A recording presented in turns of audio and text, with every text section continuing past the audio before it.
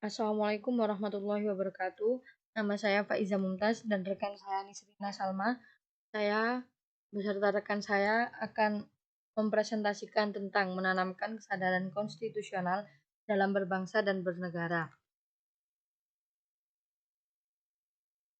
Pengertian konstitusi, bahasa Perancis constituer, berarti membentuk. Maksudnya adalah pembentukan, penyusunan, atau pernyataan suatu negara. Bahasa Latin, kata konstitusi merupakan gabungan dua kata, yakni cum, berarti bersama dengan, dan stature, berarti membuat sesuatu agar berdiri atau mendirikan, menetapkan sesuatu. Kadang kata Undang-Undang Dasar merupakan terjemahan dari istilah Belanda, grondwet. Grond artinya tanah atau dasar dan wet undang-undang. Suatu undang-undang yang menjadi dasar segala hukum. Bahasa Inggris, Constitution. Istilah ini mempunyai makna yang lebih luas dari undang-undang dasar, yakni konstitusi ialah keseluruhan peraturan, baik tertulis atau tidak tertulis, yang mengatur dan mengikat mengenai tata cara penyelenggaraan suatu pemerintahan. Sedangkan undang-undang adalah bagian tertulis dalam konstitusi. Dari pengertian di atas, konstitusi dapat dirumuskan sebagai berikut. 1. Kumpulan kaidah yang memberikan pembatasan kekuasaan kepada penguasa negara. 2. Dokumen tentang pembagian tugas sekaligus petugasnya dari sistem politik yang ditetapkan. 3. Deskripsi yang menyangkut masalah hak asasi manusia. Tujuan dan fungsi konstitusi. Tujuan konstitusi secara garis besar. 1. Membatasi tindakan sewenang-wenang pemerintah. 2. Menjamin hak-hak rakyat yang diperintah. 3. Menetapkan pelaksanaan kekuasaan yang berdaulat. Fungsi konstitusi. 1. Sebagai dokumen nasional dan alat untuk membentuk sistem politik dan sistem hukum tata negara. 2. Sebagai sumber hukum tertinggi. 3. Mengatur kekuasaan lembaga negara. 4. Mengatur hubungan negara dengan warga negara serta negara lain. Sejarah lahir dan perkembangan konstitusi di Indonesia. 1. Undang-Undang Dasar 1945 dimulai dari tanggal 18 Agustus 1945 sampai tanggal 27 Desember 1949. 2. Konstitusi Republik Indonesia Serikat dimulai dari tanggal 27 Desember 1949 sampai tanggal 17 Agustus tahun 1950. 3. Undang-Undang Dasar Sementara Republik Indonesia tahun 1950 dimulai dari tanggal 17 Agustus tahun 1950 sampai tanggal 5 Juli tahun 1959. Undang-Undang Dasar 1945 dimulai dari tanggal 5 Juli 1959 sampai tanggal 19 Oktober 1999. 5. Undang-Undang Dasar 1945 perubahan pertama dimulai dari tanggal 19 Oktober 1999 sampai tanggal 18 Agustus tahun 2000. 6. Undang-Undang Dasar 1945 dan perubahan pertama dan kedua dimulai dari tanggal 18 Agustus tahun 2000 sampai tanggal 9 November tahun 2001. 7. Undang-Undang Dasar 1945 perubahan pertama, 2 dan ketiga dimulai dari tanggal 9 November tahun 2001 sampai tanggal 10 Agustus tahun 2002. 8. Undang-Undang Dasar 1945 perubahan 1, 2 dan 1, 2, 3 dan 4 adalah tanggal 10 Agustus tahun 2002.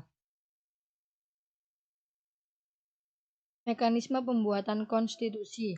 Institusi legislasi merupakan lembaga yang bertugas untuk membuat konstitusi dan peraturan perundang-undangan yang ada di bawahnya. 2. Meliputi 2 institusi yakni badan legislatif dan badan eksekutif. Mekanisme pembuatan undang-undang dan Perpu. 1. Pemerintah mengajukan RUU melalui Menteri Sekretariat Negara kepada Sekjen DPR RI. 2. Sekjen DPR RI mengirimkan RUU kepada pimpinan DPR RI. 3. Pimpinan DPR RI mengirimkan RUU tersebut kepada komisi terkait. 4. Pimpinan komisi membentuk panitia khusus atau pansus untuk membahas RUU usulan pemerintah atau usulan inisiatif DPR. 5. Panitia khusus mengadakan rapat dengar pendapat hearing dengan berbagai elemen, unsur pemerintah, profesional, pengusaha, partai politik, LSM, Ormas, OKP, tokoh-tokoh masyarakat, dan unsur lain yang terkait. 6. DPR mengadakan sidang paripurna untuk mendengarkan pandangan umum dari fraksi-fraksi yang selanjutnya menetapkan RUU.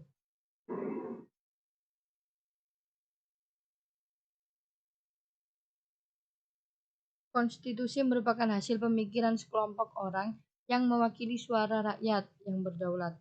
Maka, kemungkinan adanya ketidaksempurnaan konstitusi sangatlah wajar. Hal ini dapat disebabkan oleh minimal 2 hal. 1. Susunan konstitusi merupakan hasil kompromi politik atau dipengaruhi kepentingan market. 2. Keterbatasan kemampuan para anggota komisi konstituante dan tidak peka dalam menyerap aspirasi rakyat, serta keterbatasan waktu. Karena tuntutan zaman dan kepentingan masyarakat, dilakukanlah peninjauan ulang terhadap konstitusi yang ada, baik dengan cara perubahan yang bertahap, gradual, ataupun dengan cara penggantian konstitusi baru. Menurut Miriam Budiarjo, ada 4 macam prosedur dalam perubahan konstitusi. 1. Sidang badan legislatif dengan ditambah beberapa syarat, misalnya dapat ditetapkan sidang yang membicarakan usul perubahan Undang-Undang Dasar dan jumlah minimum anggota badan legislatif untuk menerimanya. 2. Referendum atau plebisit, yaitu pengambilan keputusan dengan cara menerima atau menolak usulan perubahan undang-undang. 3. Negara-negara bagian dalam negara federal, misalnya negara USA dengan 3/4 dari 50 negara-negara sebagian harus menyetujui. 4. Musyawarah khusus, yakni perubahan yang dilakukan oleh suatu lembaga khusus yang dibentuk hanya untuk keperluan perubahan.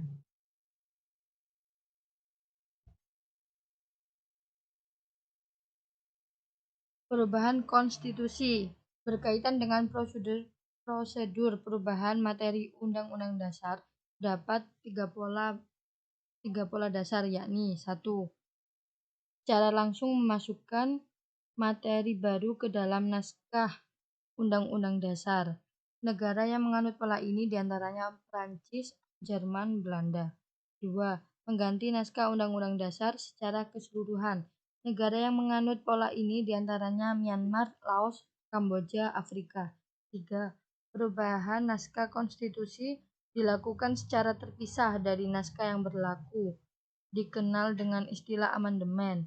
Naskah aslinya tetap ada dan utuh, tetapi kebutuhan akan perubahan materi Undang-Undang Dasar dijadikan tambahan atau adendum terhadap naskah asli. Negara yang menganut pola ini diantaranya Indonesia. Mekanisme perubahan Undang-Undang Dasar yang diatur dalam perubahan amandemen keempat Undang-Undang Dasar 1945. 1. Usul perubahan pasal-pasal Undang-Undang Dasar dapat diagendakan dalam sidang MPR apabila diajukan oleh sekurang-kurangnya 1/3 dari jumlah anggota MPR. 2. Setiap usulan perubahan pasal Undang-Undang Dasar diajukan secara tertulis dan ditunjukkan dengan jelas bagian yang diusulkan untuk dirubah beserta alasannya. 3. Untuk mengubah pasal-pasal Undang-Undang Dasar Sidang MPR dihadiri oleh sekurang-kurangnya 2/3 dari jumlah anggota MPR. 4. Putusan untuk mengubah pasal-pasal Undang-Undang Dasar dilakukan dengan persetujuan sekurang-kurangnya 50% ditambah satu anggota yang ikut sidang dari seluruh anggota MPR. 5. Khusus tentang bentuk NKRI tidak dapat dilakukan perubahan. Materi selanjutnya akan dibawakan oleh teman saya, Nisrina Salma. Baik, saya akan melanjutkan materi berikutnya, yaitu mengenai lembaga kenegaraan setelah amandemen Undang-Undang Dasar 1945. Sebelum dilakukan amandemen UUD 1945, lembaga kenegaraan di Indonesia terdiri dari lembaga kepresidenan, MPR atau Majelis Permusyawaratan Rakyat, DPA atau Dewan Pertimbangan Agung, DPR atau Dewan Perwakilan Rakyat, BPK atau Badan Pemeriksa Keuangan, dan kekuasaan kehakiman.